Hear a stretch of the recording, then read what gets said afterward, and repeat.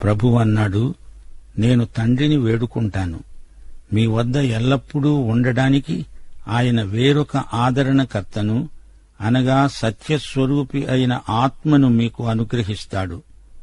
లోకము ఆయనను చూడదు, ఆయనను ఎరుగదు గనుక ఆయనను పొందనేరదు. మీరు ఆయనను ఎరుగుదురు, ఆయన మీతో కూడా నివసిస్తాడు, మీలో ఉంటాడు. మిమ్ములను అనాథలనుగా విడువను, మీ వద్దకు వస్తాను. కొంతకాలమైన తరువాత లోకము నన్ను మరి ఎన్నడూ చూడదు, అయితే మీరు నన్ను చూస్తారు. నేను జీవిస్తున్నాను గనుక మీరూ జీవిస్తారు. నేను నా తండ్రి యందు, మీరు నాయందు, నేను మీయందు ఉన్నామని ఆ దినమున మీరెరుగుదురు. నా ఆజ్ఞలను అంగీకరించి వాటిని గైకొనేవాడే నన్ను ప్రేమించేవాడు. నన్ను ప్రేమించేవాడు నా తండ్రి చేత ప్రేమించబడతాడు. నేను వానిని ప్రేమించి వానికి నన్ను నేను కనపరుచుకుంటాను. ఈ మాటలు విని ఇస్కరియోతు కాని యూదా అన్నాడు, ప్రభువా, నీవు లోకమునకు కాక మాకు మాత్రమే నిన్ను నీవు కనపరుచుకోవడానికి ఏమి సంభవించింది? అందుకు యేసు అన్నాడు, ఒకడు నన్ను ప్రేమించిన ఎడల వాడు నా మాట గైకొంటాడు. అప్పుడు నా తండ్రి వాణ్ణి ప్రేమిస్తాడు. మేము వాని వద్దకు వచ్చి వాని వద్ద నివాసము చేస్తాము. నన్ను ప్రేమించని వాడు నా మాటలు గైకొనడు. మీరు వింటున్న మాట నా మాట కాదు, నన్ను పంపిన తండ్రిదే. 24వ వచనం. పరిశుద్ధాత్మ పెంతెకోస్తు సంఘటనకు ముందు ఉన్నాడు. కాని పెంతెకోస్తు నాడు పరిశుద్ధాత్మ విశ్వాసులలో ఉండి నివసించడానికి వచ్చాడు. అది వారికి కొత్త అనుభవం. పరిశుద్ధాత్మ అంటే పరిశుద్ధత గల ఆత్మ. పరిశుద్ధతే తానై మనల్ని పరిశుద్ధపరిచే ఆత్మ. ఆయన పేరు ఆదరణకర్త. ఇది ఎంతో అర్థవంతమైన పేరు.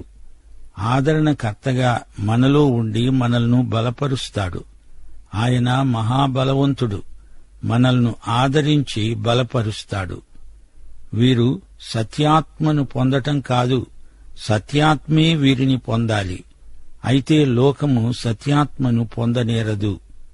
పరిశుద్ధాత్మ దేవుని వాక్యాన్ని తీసుకొని విశ్వాసికి వాక్యమందలి మర్మాలను బయలుపరుస్తాడు. అయితే రక్షణ లేని వ్యక్తి యేసుక్రీస్తును తన రక్షకునిగా అంగీకరించాలి. ఈ లోక సంబంధమైన మనిషి ఆయనను పొందలేడు, చూడలేడు. ఎవడైనా ఆత్మతో సత్యముతో మాత్రమే ఆయనను చూడగలడు, ఆరాధించగలడు. యేసును ఆత్మనేత్రాలతోనే చూడాలి. దేవుని ఆత్మ ద్వారానే మనుషుల కన్నులు చెవులు తెరువబడడం జరుగుతుంది. అప్పుడే ఎవడైనా దేవుని వాక్యాన్ని గ్రహించగలడు, అర్థం చేసుకోగలడు. మనకు పరిశుద్ధాత్మే మహోపాధ్యాయుడు. మనల్ని సర్వసత్యములోకి నడిపించేవాడు ఆయనే. పరిశుద్ధాత్మ లేనిది వేదాగమ పఠనము కాదది. పరిశుద్ధాత్మ లేకపోతే నీకు బైబిలు ఒక చరిత్ర పుస్తకము అనిపిస్తుంది. బైబిలు సత్యాలను మనకు నేర్పి వాటిని మనలో అమలుపరిచేటందుకు పరిశుద్ధాత్మ మనకెంతో సాయం చేస్తాడు. పరిశుద్ధాత్మ లోకంలో ఉండడం కాదు, ఇప్పుడాయన మీలోకే వచ్చేస్తాడు అన్నాడు యేసు ప్రభువు. నేను మిమ్ములను అనాథలుగా విడువను అన్నాడు. మీకు ఆదరణకర్త ఉన్నాడు, అందుచేత మీరు అనాథలు కారు. పరిశుద్ధాత్మ రూపంలో తానే వ్యక్తిగతంగా నీలోకి నాలోకి వస్తాడు. ఇది యేసు ఇచ్చిన అభయ వాగ్దానం. పెంతెకోస్తు సంఘటన మొదలుకొని యేసు తండ్రిలో ఉన్నాడని, విశ్వాసి యేసులో, యేసు విశ్వాసిలో ఉన్నారని వారికి అనుభూతి కలిగింది. నేను మీలో, మీరు నాలో. ఎంత గంభీరమైన సత్యమిది! నేను క్రీస్తునందు ఉన్నాను. ఇది రక్షణ. రక్షించబడము అంటే క్రీస్తునందు ఉండడమే. బాప్తిస్మం అంటే ఇదే. బాప్తిస్మం అనగా క్రీస్తుతో సంయుక్తమైన మన స్థితికి గుర్తింపు. లోకంలో ప్రతి వ్యక్తి క్రీస్తునందో లేదా క్రీస్తుకు బయటనో దేవునికి కనిపిస్తాడు, మరో చోటు లేదు. విశ్వాసమును బట్టి నీవు ఆయనలోనైనా ఉంటావు, లేదా క్రీస్తుకు బయట పాపాలను బట్టి అపరాధాలను బట్టి నశిస్తూ ఉంటావు. నీవు క్రీస్తునందు అంటే క్రీస్తు నీతి నీది అవుతుంది. క్రీస్తునందు నీవు సంపూర్ణునిగా చేయబడి దేవునికి కనపడతావు. క్రీస్తు నాలో ఉంటే అది ప్రతిష్ఠ. క్రైస్తవుడు ఇక్కడ జీవిస్తున్నాడంటే క్రీస్తే క్రైస్తవునిలో ఉండి జీవిస్తున్నాడని అర్థం. నీ సంగతేమిటి? క్రీస్తు నీలో జీవిస్తున్నాడా? గలతీ పత్రిక 2వ అధ్యాయం 20వ వచనంలో పౌలు ఈ సత్యాన్ని విశదీకరిస్తూ అన్నాడు, నేను క్రీస్తుతో కూడా సిలువ వేయబడి ఉన్నాను. ఇకను జీవించేవాడను నేను కాను, క్రీస్తే నాయందు జీవిస్తున్నాడు. ఇప్పుడు శరీరమందు నేను జీవించే జీవితము నన్ను ప్రేమించి నా కొరకై తనను తాను అప్పగించుకొనిన దేవుని కుమారుని యందలి విశ్వాసము వల్ల జీవిస్తున్నాను. దేవునికి స్తోత్రం. యేసు ఆజ్ఞలను పాటించనివాడు ఆయనను ప్రేమించటం లేదని అర్థం. తనను ప్రేమించే వారికే యేసు కనపడతాడు. ఇది దర్శనం కాదు, ఊహా చిత్రణ కాదు. యేసు తన ప్రేమికులకు మాత్రమే సాక్షాత్కరిస్తాడు. పరిశుద్ధాత్మే నీలో నాలో ఉండి యేసును, యేసు సంగతులను మనకు ప్రత్యక్షపరుస్తాడు. లేఖనాలలో యేసు ప్రత్యక్షమవుతాడు.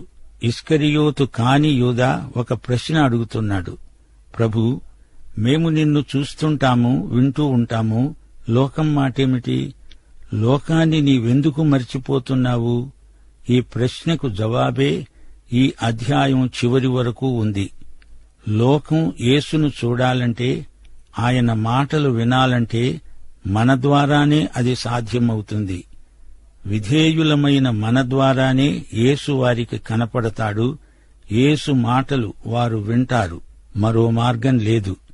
వృత్తిరీత్యా బోధకులైన వారు కాదు, చిత్తవృత్తి ద్వారా యేసుతో సమైక్యమైన వారే యేసును ప్రతిబింబించగలరు, యేసు మాటలను ప్రతిధ్వనించగలరు. ఏదో స్థానిక సంఘ సభ్యుడివైనంత మాత్రాన ఇది జరగదు. మన విధేయతను బట్టి మన ప్రేమ రుజువవుతుంది. నీవు ఆయనను ప్రాణాధికంగా ప్రేమించగలవా? నీ క్రమశిక్షణాత్మక జీవితంలో యేసు ప్రేమ వెల్లడి అవుతుంది. యేసును వాస్తవంగా నీవు అనుభవించగలుగుతావు. యేసు తన తండ్రిని ఎంత ప్రేమించాడో నీవు యేసును అంతగా ప్రేమించాలి. 25వ వచనం నుండి ప్రభు అంటున్నాడు, నేను మీ వద్ద ఉండగానే ఈ మాటలు మీతో చెప్పాను. ఆదరణకర్త అనగా తండ్రి నా నామమున పంపబోయే పరిశుద్ధాత్మ సమస్తమును మీకు బోధించి నేను మీతో చెప్పిన సంగతులన్నిటినీ మీకు జ్ఞాపకం చేస్తాడు. శాంతి మీకు అనుగ్రహించి వెడుతున్నాను. నా శాంతినే మీకు అనుగ్రహిస్తున్నాను. లోకము మీకు ఇచ్చేటట్లు నేను మీకు దాన్ని అనుగ్రహించటం లేదు. మీ హృదయాన్ని కలవరపడనీయకండి, వెరవనీయకండి. నేను వెళ్లి మీ వద్దకు మరల వస్తానని చెప్పిన మాట మీరు విన్నారు గదా. తండ్రి నాకంటే గొప్పవాడు గనుక మీరు నన్ను ప్రేమించిన ఎడల నేను తండ్రి వద్దకు వెడుతున్నానని మీరు సంతోషిస్తారు. ఈ సంగతి సంభవించినప్పుడు మీరు నమ్మాలని అది సంభవించక ముందే మీతో చెబుతున్నాను. ఇంకా విస్తరించి మీతో మాట్లాడను. ఈ లోకాధికారి వస్తున్నాడు. నాలో వానికి ఏమీ దొరకదు, నాతో వానికి సంబంధమేమీ లేదు. నేను నా తండ్రిని ప్రేమిస్తున్నానని లోకము తెలుసుకునేటట్లు తండ్రి నాకు ఆజ్ఞాపించినది నేను నెరవేర్చటానికి నేను ఈలాగు చేస్తున్నాను. లెండి, ఇక్కడ నుండి వెడదాము. యేసు లోకాన్ని మరిచిపోలేదు. ఆయన ఈ లోకాన్ని గురించే ఎంతో చింతిస్తున్నాడు. మేడగదిలోకి తన అపొస్తలులను పిలుచుకున్నాడు. అక్కడ వారికి సత్యమును ఉపదేశించాడు. వారు ఆ సత్యాన్ని ఈ లోకమంతటికీ ప్రకటించాలి. పరిశుద్ధాత్మ శక్తితో వారు ఈ సేవ చెయ్యాలి. యేసు శిష్యులే ఈ లోకానికి ఈ సత్యాన్ని అందించగలరు. అలా ప్రకటించే శిష్యులలో ఈ సువార్త రచయిత అయిన యోహాను ఒకడు. పరిశుద్ధాత్మ శక్తితో జ్ఞానముతో నిండినవాడై ఈ సువార్తను రాశాడు. పరిశుద్ధాత్మే వారికి బోధిస్తాడు, వారిని నడిపిస్తాడు. పరిశుద్ధాత్మే వారికి యేసు సంగతులు చూపుతాడు, జ్ఞాపకం చేస్తాడు. పరిశుద్ధాత్మ శక్తి వారిని భూదిగంతాల వరకు తీసుకువెడుతుంది. యేసు ప్రభువుకు పూర్తిగా లోబడి అంకితమైపోయిన వారికి గొప్ప శాంతి, సమాధానము, హృదయాలను నింపిన అనుభూతి కలుగుతుంది. దేవుని సంకల్ప పరిధిలో ఉన్నవారికి ఆత్మశాంతి, హృదయశాంతి, మనశ్శాంతి. పాపాలు క్షమించబడినప్పుడు హృదయంలో శాంతి కలుగుతుంది. గాని ఇప్పుడు శిష్యులకు అనుగ్రహించే శాంతి యేసు ప్రభువుకు పూర్తిగా అంకితమైపోయిన జీవితాలను నింపుతుంది. నా శాంతినే మీకనుగ్రహించి వెడుతున్నాను అంటున్నాడు యేసు. ఇది మహిమాన్వితమైన మహాశాంతి. యేసు శాంతి, క్రీస్తు సమాధానం. యేసు వెళ్లిపోతూ అన్న మాటలివి. ఆయన వెళ్లిన తరువాత తన శిష్యులకు ఎన్నెన్నో ఆశీర్వాదాలు కృమ్మరించబడతాయి. యేసు తన తండ్రి వద్దకు వెళ్లిపోయి ఆదరణకర్తను పంపుతాడు. కొన్ని గంటల వ్యవధి మాత్రమే ఉంది. నేనిక మీతో విస్తరించి మాట్లాడలేను అంటున్నాడు ప్రభువు. వారు వచ్చి ఆయనను బంధిస్తారు. శిష్యులందరూ చెదిరిపోతారు. ఈ లోకాధిపతి అయిన సైతాను వస్తున్నాడు. గెత్సెమనీ తోటలో శత్రువైన సైతాను ఆయనను ముట్టడించబోతున్నాడు. ఆ తరువాత లోక పాపముల కొరకై ఆయన శిలువ మీదికి వెళ్లిపోతున్నాడు. ఆయన ఆరోహణమైన తరువాత ఆదరణకర్త వచ్చి వారిలో నివాసముంటాడు. నేను మిమ్ములను అనాథలనుగా విడువను. ఈ మాట అన్నప్పుడు శిష్యులకు ఎంతో ధైర్యం కలిగింది. వారి భయాన్ని పోగొట్టిన అభయమిది. తండ్రి లేని పిల్లలు అనాథలు. నేను మిమ్ములను అనాథలనుగా విడువను అన్నాడు యేసు. నేను తిరిగి వస్తాను, ధైర్యంగా ఉండండి. యేసు చనిపోతాడు, మూడో రోజున మృత్యుంజయుడై లేస్తాడు. సమాధిని జయించిన యేసు, ఆయన యందు మనం చిరంజీవులమవుతాము. యేసు జీవం మనకుంది, అది నిత్య జీవం. యేసు పునరుత్థానుడై లేచినప్పుడు వారి నిరీక్షణ ఈడేరింది. ఆయన దేవుని కుమారుడని, ఆయన సజీవుడు కాబట్టి తాము సజీవులము అని అప్పుడు వారు గ్రహించారు. దేవుడు యేసును ఎంతో ప్రేమించాడు. యేసు దేవుణ్ణి ప్రేమించాడు. దేవుడు మానవులను ప్రేమించాడు. మానవులు యేసు ద్వారా దేవుణ్ణి ప్రేమిస్తారు. మనుష్యులు ఒకరినొకరు ప్రేమిస్తారు. పరలోకము, భూమి, మానవుడు, దేవుడు, మనుష్యుడు, తోటి మానవుడు, ఈ విధంగా అన్ని సంబంధాలలో ప్రేమే ప్రవర్తిల్లుతుంది. ప్రేమ విధేయతను చూపుతుంది. మృతులలో నుండి లేచిన తరువాత యేసు తనను ప్రేమించేవారికే కనిపించాడు. యూదులలోని అవిశ్వాసులకు, శాస్త్రులకు, పరిసయ్యులకు ఆయన కనిపించలేదు. విశ్వాస సహితమైన ప్రేమ వల్ల దేవుని ప్రత్యక్షం రానురాను ఎక్కువగా అనుగ్రహించబడుతుంది. యేసు ఆజ్ఞలను అనుసరించేవారే దేవుని ప్రత్యక్షం పొందుతారు. దేవునితో సహవాసము, దేవుని ప్రత్యక్షము దేవుణ్ణి ప్రేమించే వారికే అనుగ్రహించబడతాయి. యేసుకు విధేయులైన వారే ఆయనను సరిగా అవగాహన చేసుకోగలరు. ఆయనతో నడిచేవాడు ఆయనకు విధేయుడై ఆయనను ప్రేమించేవాడై ఉండాలి. పరిశుద్ధాత్మ మనకు సమస్తము బోధిస్తాడు. క్రైస్తవునికి నేర్చుకునే మనస్సుండాలి. పరిశుద్ధాత్మ ఇంకా ఇంకా లోతైన సత్యాలు నేర్పుతూ ఉంటాడు. నేను నేర్చుకునేది ఏదీ లేదు అనుకునే విశ్వాసి పరిశుద్ధాత్మను ఎరుగడు అని అర్థం. సత్యము మనకుంది, కాని పరిశుద్ధాత్మ ఆ సత్యానికి మన కండ్లు తెరుస్తాడు. అందలి లోతైన భావాన్ని మనకు బయలుపరుస్తాడు. పరిశుద్ధాత్మ అనేక సత్యాలను యేసు చెప్పిన వాటిని మనకు జ్ఞాపకం చేస్తాడు. మనలో ఉండి యేసు ప్రబోధాలలోని అంతర్భావాన్ని మనకు బయలుపరిచేవాడు ప్రియమైన పరిశుద్ధాత్మ. ప్రభు అన్నాడు, మీకు నేను శాంతిని అనుగ్రహించి వెడుతున్నాను. శాంతి అంటే షాలోం. ఈ ఈవిని ఇచ్చేవాడు పరిశుద్ధాత్మ. లోకమిచ్చే శాంతి సమస్యల నుండి తప్పించుకొని పారిపోవడం. సమస్యను పట్టించుకోకపోతే పరిష్కారమవుతుందా? గాని యేసు ఇచ్చే శాంతి సమస్యలపై విజయం. బయటి పరిస్థితులకు అతీతమైనది యేసు శాంతి. ఈ శాంతి సమస్యలు, పోరాటాలు లేకుండా చేసేది కాదు. సమస్యలను జయించడం యేసు శాంతి. పరలోకానికి వెళ్లే సమయం మనకు ఎంతో ఆనందం. పరలోకానికి వెళ్లడమంటే మరణం కాదు, మరణాన్ని జయించడం. యేసు మరణం ఓటమి కాదు, అది విజయం. యేసు శిలువలో మనమేమి చూస్తున్నాము? దేవుని పట్ల విధేయత, మనుషుల పట్ల ప్రేమ. ఈ అధ్యాయాన్ని ముగిస్తూ మరొకసారి మీకు 12వ వచనాన్ని జ్ఞాపకం చేయగోరుతాము. ప్రభు అన్నాడు, నేను తండ్రి వద్దకు వెడుతున్నాను గనుక నేను చేసే క్రియలు నాయందు విశ్వాసముంచేవాడు చేస్తాడు.